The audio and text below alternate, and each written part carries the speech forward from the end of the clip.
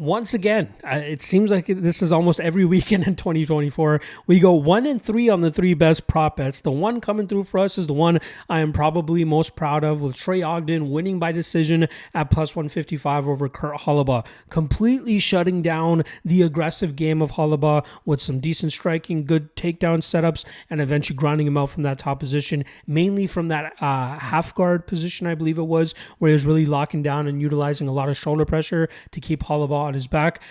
High level, expert level stuff from Trey Ogden there to go out there and cash that ticket for us, specifically by decision at plus 155.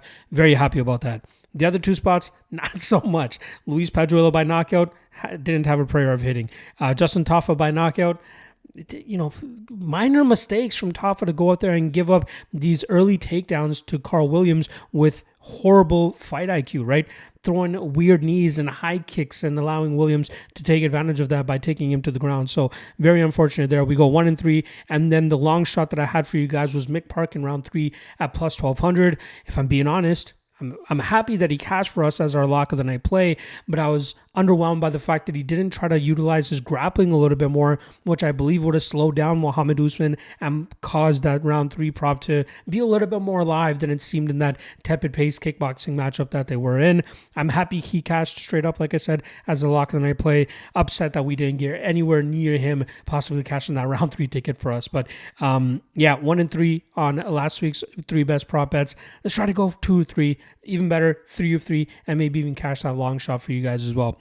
All right, so let's get right into it. First one that I got for you guys is going to be Jacob Malkoun to win by decision at plus 120. He's taking on Andre Petroski here. Both guys high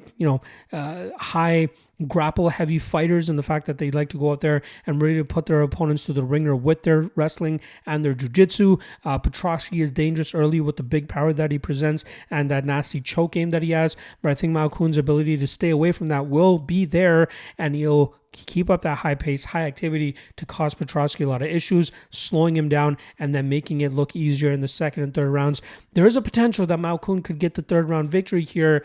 I'm not banking on it completely, maybe take a little bit of a sprinkle on it, but I think the ultimate result here will be him winning this fight by decision. Plus 120 worth a shot, especially considering that his money line is around that minus 230 mark right now.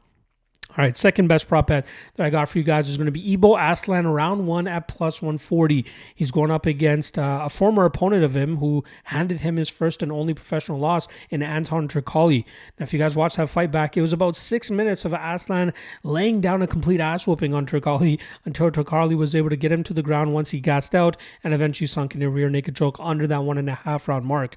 But I think that we'll see a more disciplined and technical version of Aslan this time around, which will allow him to utilize that power more effectively and eventually be able to find that chin of Troli and put him out cold here. I think it all happens within 5 minutes. Give me Aslan round 1 plus 140.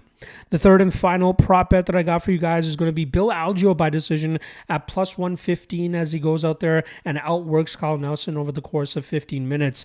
I think Nelson will have a lot of difficulty in terms of trying to track down the unorthodox style of Algeo, trying to land his big power punching combinations, and Algeo will be able to touch him up from distance and make it look similar to the Alexander Hernandez fight and really run away with this fight in the second and third rounds.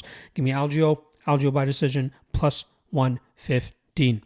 Long shot that I have for you guys is pretty much on the floor of what I would consider a long shot at plus 500, but there's not a lot of props that I feel super confident in, nor any long shots that I feel that good about. Lupito Godinez by knockout plus 750 was a runner-up to this one, but I'm feeling a little bit better about this one, and it's going to be Vicente Luque by submission at plus 500. He's taking on Walkin Buckley here, who obviously has a power punching style of his own, but has looked to go grapple every now and then. But I think it will be Luque who ultimately is successful in the grappling realm here as he starts setting them up behind his vicious combination striking style. And then from there, we know how nasty his Darce and Anaconda choke is, and I think he'll be able to secure one here against Walkin Buckley at plus 500. I'm willing to take a shot to hope for that to cash for us.